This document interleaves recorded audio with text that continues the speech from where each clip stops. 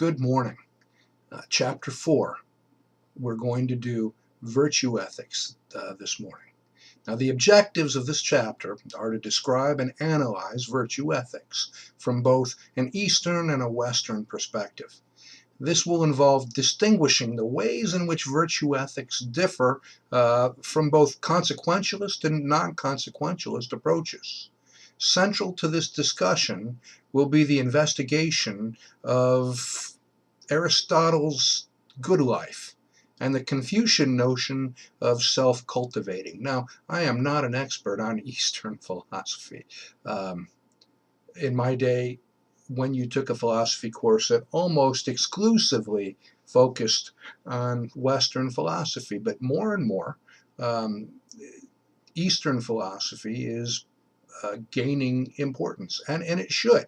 And so we are going to look at some of these. Now, Asian languages are not my strong suit, and if I mispronounce some of these words, I completely apologize. I will do my best, but some of them can be fairly tricky, some of the names at any rate. Virtue ethics. Virtue ethics is among the oldest of all ethical theories, and it has experienced considerable resurgence in popularity over the last several decades. Now, rather than focus on consequences or rules and or intuitions, virtue ethics focuses on the development of human character, the shaping or molding of a good or virtuous person. It is also the locus of fruitful comparative philosophical discussions between West and East, with particular striking similarities to the views of Confucius. Of course, we are going to have to define some of our terms. First of all, virtue. Virtue is a state that enables a thing to perform its function well. Now, that's Aristotle's definition. He is, of course, regarded as the main virtue ethicist. Now, philosophically, virtue is a moral excellence, righteousness, responsibility, or other exemplary quality that is considered meritorious. The emphasis in virtue ethics is on the good or virtuous character of human beings themselves, rather than on their acts, feelings, or rules. Character development. Now, we are told more and more and more often, character doesn't matter. Well, in ethics, character does matter, and I would say character matters in all aspects of life. Of course, as an ethicist, I'm obviously going to feel that way, but I think it's very important. Now, our system of law sometimes judges our actions against the actions of a reasonable person. This is known in law as the reasonable person concept. Does this sound familiar? This reasonable person, this virtuous person, comes right out of the idea of virtue ethics. Ethics is teleological. That is, it aims at some end. Now, for Aristotle, that end is happiness. To achieve happiness, at least as far as Aristotle is concerned, one must live in accordance with reason, and this will result in a virtuous life. Now, Aristotle, as an ethicist, wrote a series of treatises, a series of books. One of them he wrote to his son, the Nicomachean Ethics, and it is based on these tenets. One, reality and life are teleological in that they aim towards some end or purpose. The end of human life is happiness, and reason is the basic activity of all humans. Therefore, the aim of human beings is to reason well so as to achieve a complete life.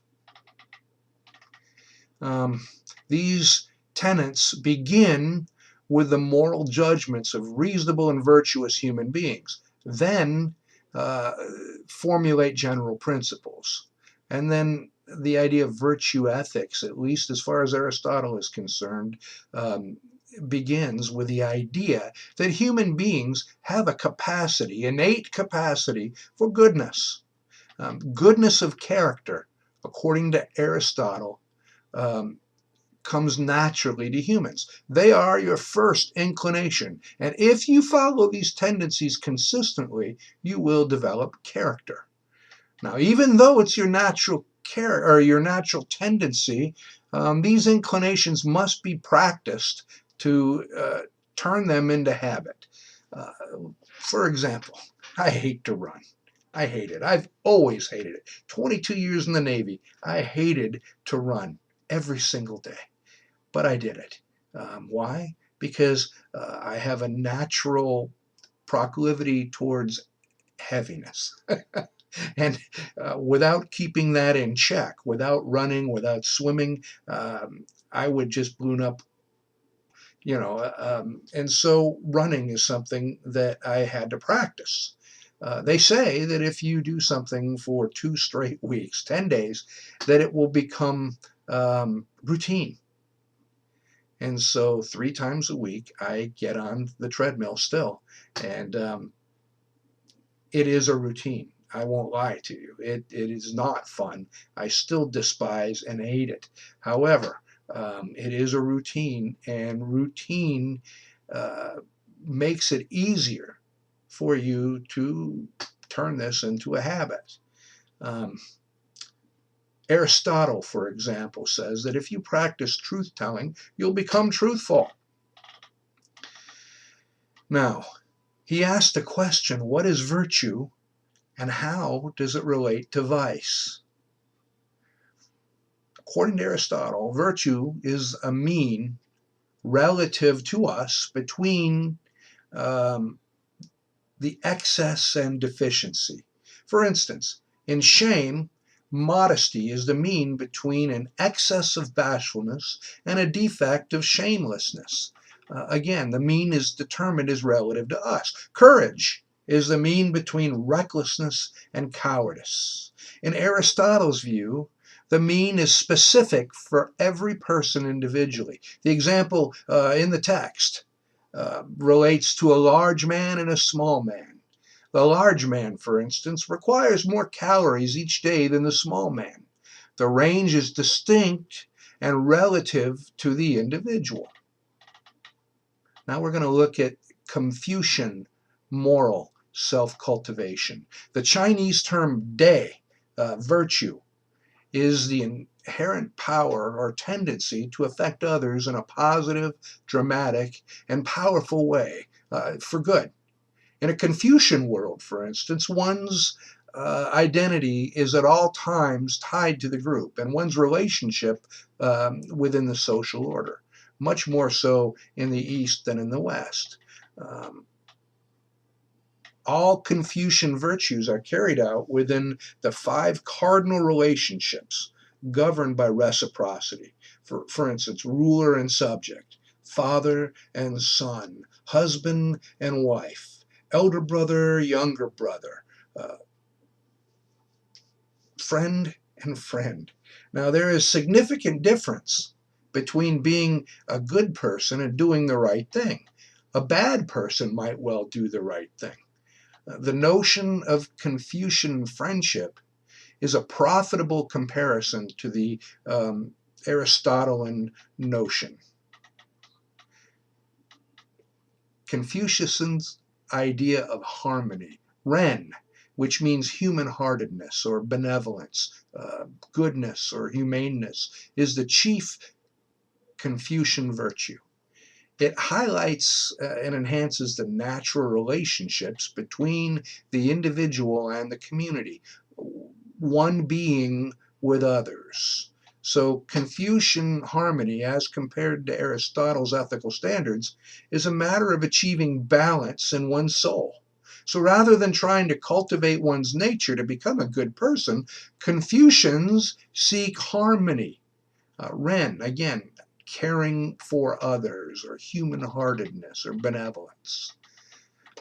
Li, ritual propriety. is a Confucian virtue that must be cultivated if one is to be a full participant in the community. And the community is very, very, very important. Uniformity is very important. Li makes it possible for an individual to exhibit appropriate conduct in specific situations. Another translation for Li might be appropriateness. Idealist and realist conceptions within Confucianism.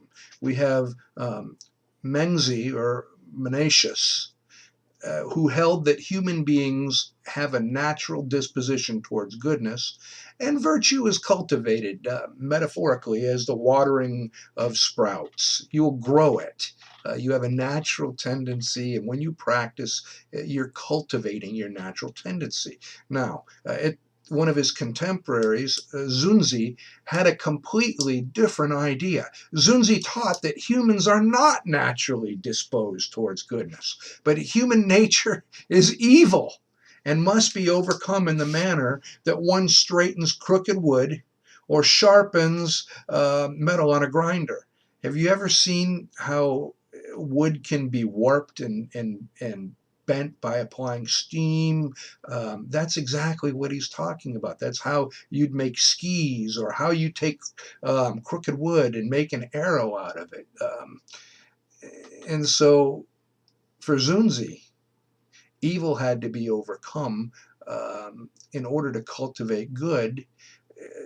You get to the same place, but you're starting at completely different starting points. Now, Confucian role ethics, Zhao, family reverence or family feeling, is the root of consummate conduct. Confucian role ethics is a new type of ethical theory, along with, but distinct from, traditional consequentialist or non-consequentialist or even virtue ethicist theories. There is no equivalent theory in Western tradition, and this, Confucian role ethics, must be understood on its own terms. In practice, it produces a robust ethic of responsibility to particular persons in a matrix of role relationships to others. The Confucian does not consider abstract individuals, but places the focus of attention on concrete persons. The ground of this ethic is family reverence or family feeling. And again, I'm going to butcher this pronunciation, but Xiao, Xiao. Now we're going to get back, we're going to leave ancient Greece, we're going to leave Confucius, and we're going to jump ahead. Contemporary theories of virtue ethics are primarily a reaction against the moral theories that attempt to fit our moral experience into a prior system of rules or pre-established ideals. Specifically, it's a reaction to the consequentialism and the other side of the spectrum, Kantiism.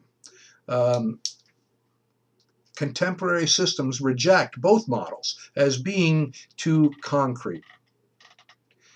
Alistair MacIntyre provides a contemporary analysis of virtue ethics. The virtues, according to MacIntyre, are dispositions both to act and to feel in particular ways.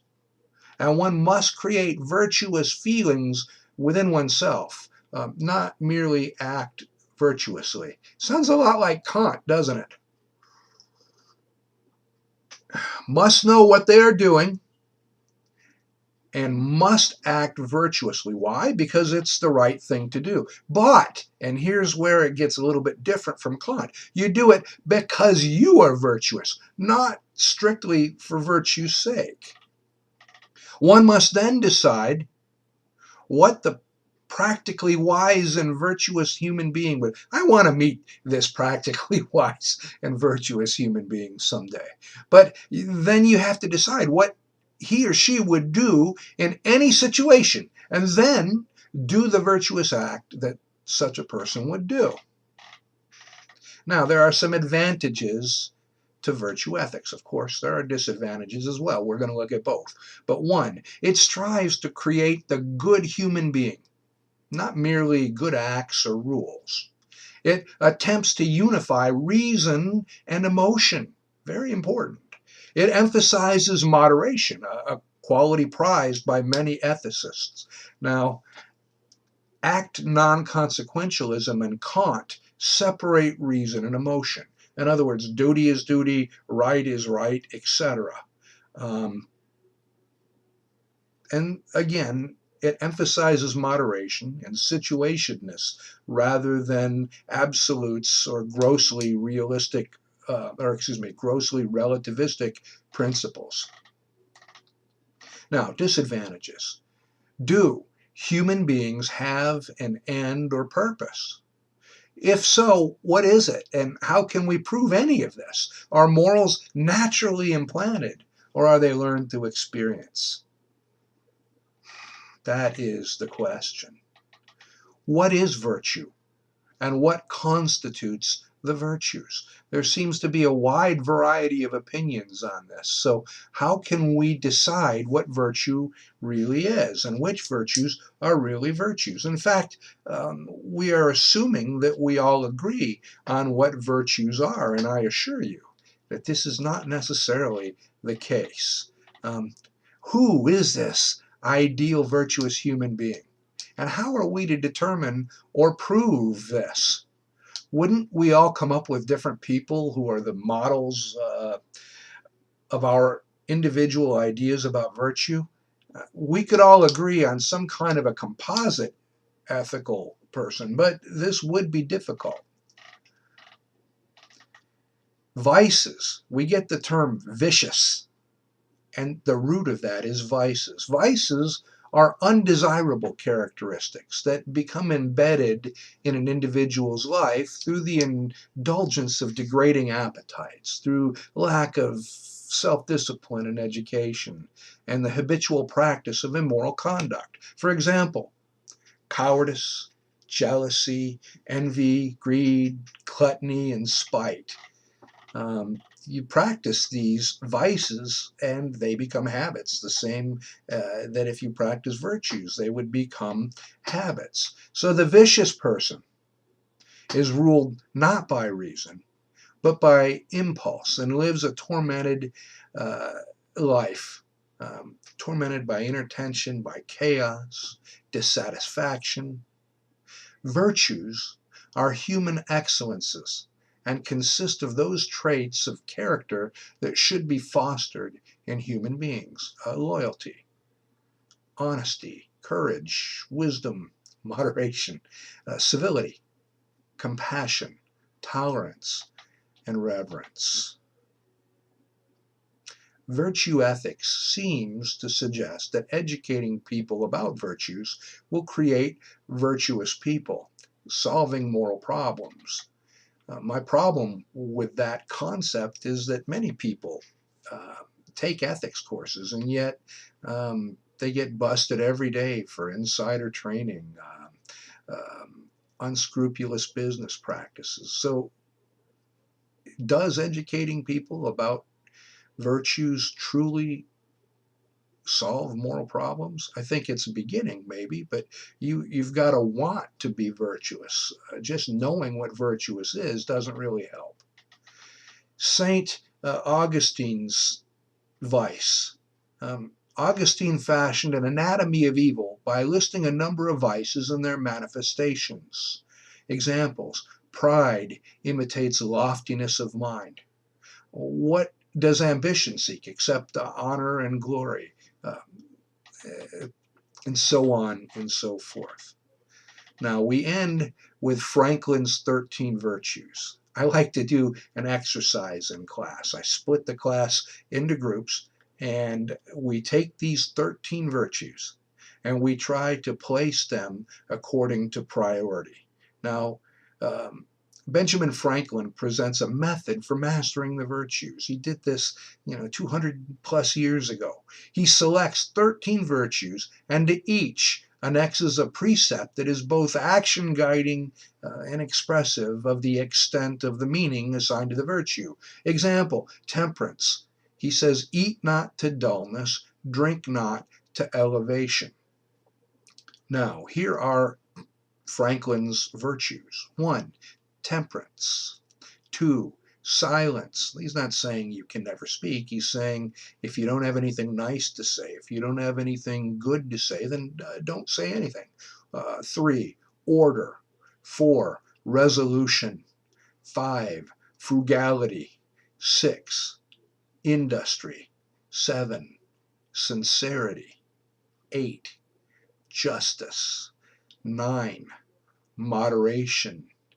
10, cleanliness. 11, tranquility. 12, chastity. 13, humility. And he uses the examples that he wants to develop humility to be like Jesus and Socrates. Now, Franklin planned to work on each individually, one at a time, until he had achieved mastery. Again, the exercise, when we do this in class, it takes about half an hour, and it's always different. Each group, first of all, has difficulty within the group coming up with a priority. Individually, it's fairly easy, but then within the group, and then larger within the class. And I also asked the question, do you think, 200 and some years have passed since this list was written, do you think that any of these are outmoded or outdated, or would you add any? And surprisingly enough, I almost never hear that any of these are outmoded or outdated. Um, but at that is chapter 4, Virtue Ethics. Have a great day. Bye-bye.